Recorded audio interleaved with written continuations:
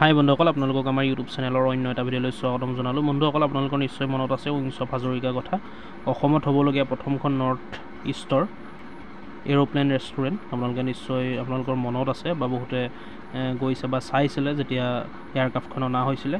আৰু এতিয়া তাত বহুত ভেকেঞ্চি মুকলি কৰা হৈছে বন্ধুসকল। এই ভেকেঞ্চিৰ কাৰণে অলৰেডি বায়'ডাটা দিছে, যিহেতু অহাকালি ইণ্টাৰভিউ অনুষ্ঠিত হোৱা কথা আছিলে। যিহেতু বায়'ডাটা বহুতে দিছে, 15,000ৰ অধিক কেণ্ডিডেটে বায়'ডাটা দিছে বুলি কৈছে। অহাকালি ইয়াৰ ইণ্টাৰভিউ হোৱা কথা আছিলে, যিহেতু 8 ছেপ্টেম্বৰ আছিলে। 8 ছেপ্টেম্বৰত ইণ্টাৰভিউ অনুষ্ঠিত হোৱা কথা আছিলে, কিন্তু এতিয়া যথেষ্ট সংখ্যক কেণ্ডিডেটে বায়'ডাটা দিয়াৰ কাৰণে, বায়'ডাটা ছাবমিট কৰাৰ কাৰণে ইণ্টাৰভিউটো পোষ্টপন কৰি দিয়া হ'ল বা পিছুৱাই দিয়া হ'ল। আপোনালোকে ভিডিঅ'টো শেষলৈকে চাই থাকিব বন্ধুসকল।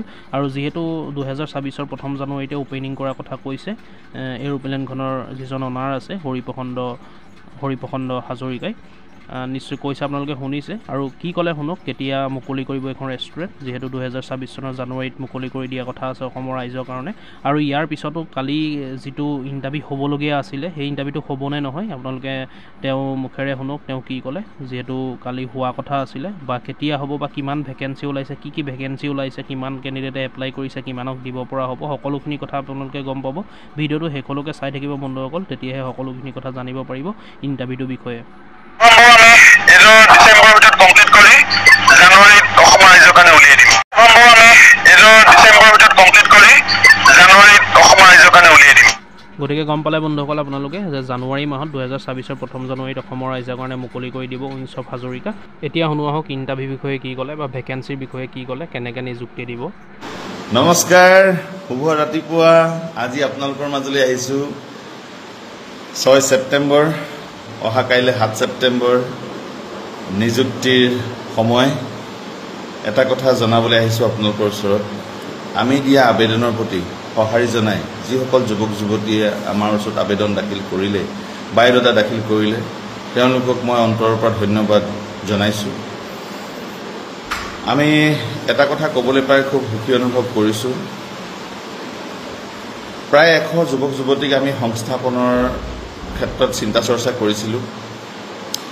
তাৰ সমান্তৰালভাৱে আমি আশা কৰিছিলোঁ প্ৰায় 200-300 যুৱক যুৱতীয়ে আবেদন কৰিব, কিন্তু সীমা চেৰাই 15,000ৰো অধিক যুৱক যুৱতীয়ে আবেদন কৰিছে। এইটো কিন্তু অলপ চিন্তাৰ বিষয়। আৰু সেইকাৰণে পৰৱৰ্তী পৰ্যায়ত আমি অহা কাইলৈ নিযুক্তিৰ দিনটো স্থগিত ৰাখি আমাক কিছু সময় আৰু প্ৰয়োজন হ'ব। আমি আৰু এটা দিন আমি আগন্তুক দিনত ল'ম, কাৰণ সকলোৰে যিসমূহ বায়'ডাটা ইয়াত দিয়া হৈছে সেই বায়'ডাটাসমূহ আমি স্ক্ৰুটনি কৰি আছোঁ, সূক্ষ্মভাৱে নিৰীক্ষণ কৰি আছোঁ। কাৰণ আমি এখনো কাগজ অথলে যাবলৈ দিয়া নাই, এনেই ক'ৰবাৰ এচুকত পেলাই থোৱা নাই। আমি প্ৰত্যেকজনৰ, যিজনে সেই কাগজখন লৈ আহিছে, সেই কাগজখনৰ মূল্য হৈছে তেখেতৰ আশা, আকাংক্ষা, আৱেগ, অনুভূতি সকলো জড়িত হৈ থাকে কাগজখনত। সেইকাৰণে আমি প্ৰত্যেকখন কাগজতে প্ৰত্যেকজনকে সন্মান জনাই আমি সূক্ষ্মভাৱে নিৰীক্ষণ কৰি অতি সোনকালে আপোনালোকৰ ওচৰলৈ আকৌ আহি আছোঁ। জনাম, চাই থাকিব আৰু শ্বেয়াৰ কৰিব। ধন্যবাদ। জয় অসম।